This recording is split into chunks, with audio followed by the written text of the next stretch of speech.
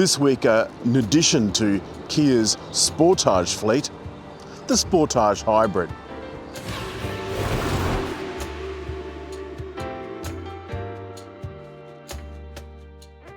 Since the launch a few years ago of Sportage, this new model, Kia have added a couple of little things like CarPlay and Android Auto, etc. But most importantly, this year they added a hybrid to the SX and the GT line.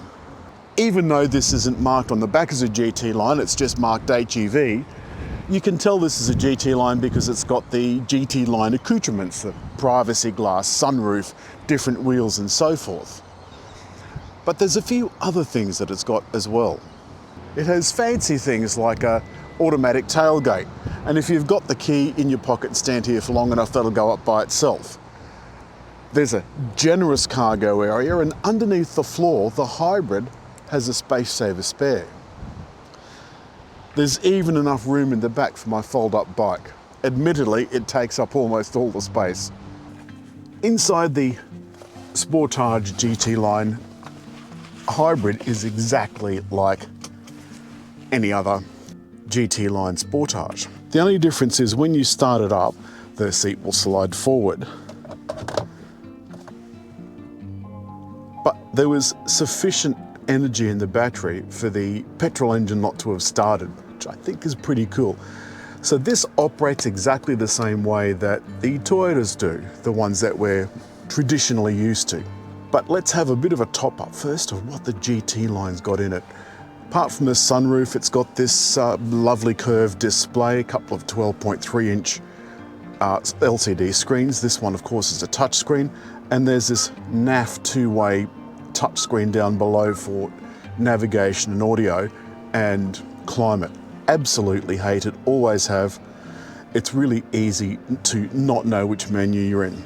Down below, the centered console. Now this is piano black. Admittedly, it's not completely flat piano black, which is horrible on your eyes in the sun, but it'll still look a bit horrible when it's scratched. There's heating and cooling for the front seats and heating for the steering wheel, and that's that bank of buttons over on the left. On the right, there's the stop-start button, the gear selector knob and park button, the parking cameras, auto hold, downhill control, and the parking sensor button. Steering wheel, that's all standard controls for Kia. The file button simply scrolls through what's up here on the center of the digital screen, and the rest is all down to lane control, steering control, cruise control. It's all smart, and it ties in with, of course, the blind spot monitor. One thing about these new Kias, and it's obviously something Kia has acknowledged because they've now changed it with the updates, but if you press this star button, I've got this programmed to go to the speed limit screen where I can deactivate the traffic sign warning system. It drives me mad because it's always wrong. All of these cars that have a traffic sign recognition system, 90% of the time it's bloody wrong. It's just absolutely horrible. And what it does is it pesters you. In this case, there's a message for speed traps and speed signs and bus cameras and lanes and school zones and dark zones. And it is going off in town every few minutes, and it's the most annoying bong and warning you've ever heard in your life. Everyone just goes in and turns it off. A visual warning is all you need. There's a couple of other things too. The automatic hold only works for traffic lights, so it only works when the car's in gear. The handbrake or the parking brake doesn't apply automatically. You've got to reach down here on the dash, and it'd be really easy to forget to do it. Other than that, this is a standard GT line Sportage. It's still started, it's in EV mode as we speak. There are drive modes and they're down here. A little bit limited in what we can have. There's Eco, Sport and Smart. And one thing I've noticed is if I leave it in Smart, it does tend to cut the EV out a lot. So it's in kind of Sport more than it's in Eco.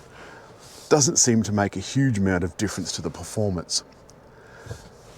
Let's get on the road. Indicators, they're on the right side, like so. The other stalk is for is for wipers and so on. And of course you've got paddles. And that's the most interesting thing about this compared to the main opposition, which is the Toyota RAV4 hybrid, is this has a proper automatic transmission.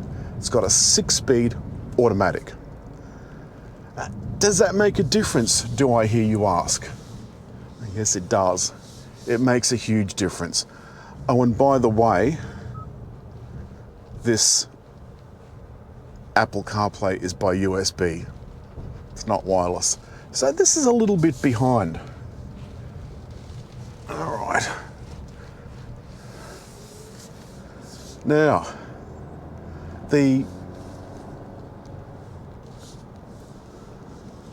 very smooth.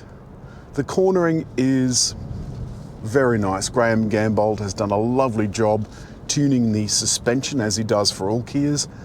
And it's a sporty ride that is compliant without being too hard. I mean, this really is a family wagon, I guess, or perhaps an active person who wants to throw a bit of scuba gear or that sort of thing in the back.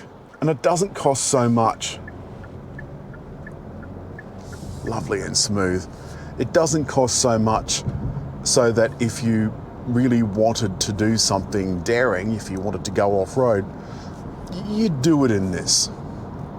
I'll just slip her into highway mode. Of course, the lights and wipers and all of that sort of stuff are automatic. I've put it into cruise control and it's now set at the speed limit. I won't go the speed limit because the cars in front of me are going slower, so this is going to slow down and keep behind them.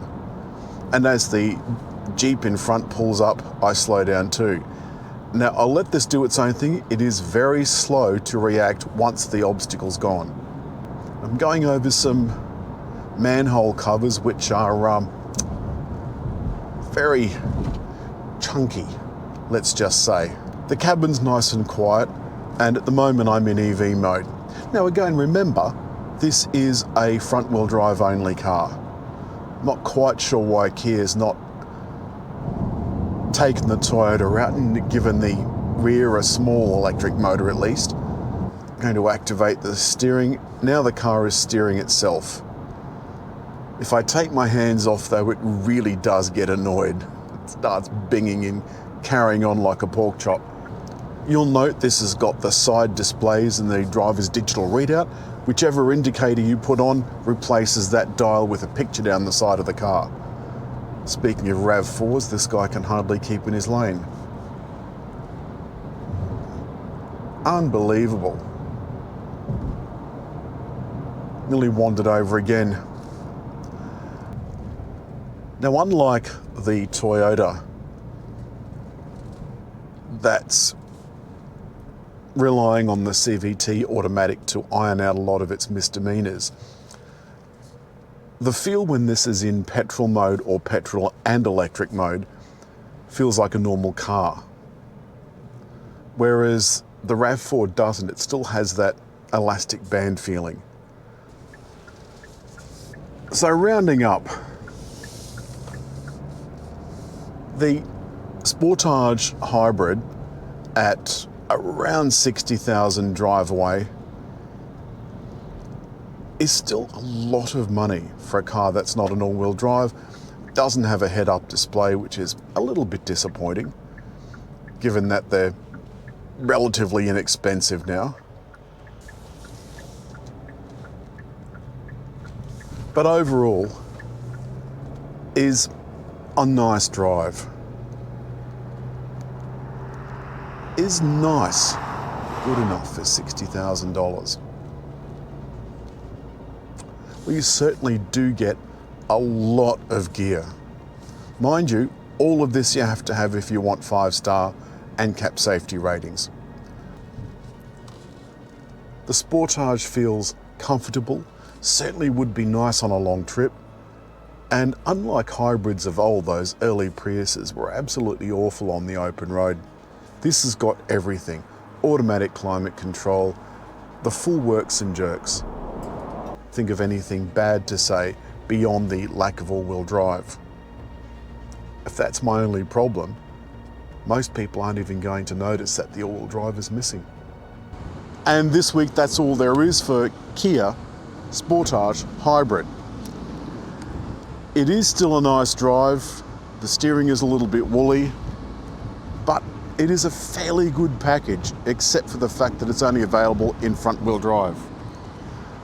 But as always, hit like, leave a comment, and over there to subscribe.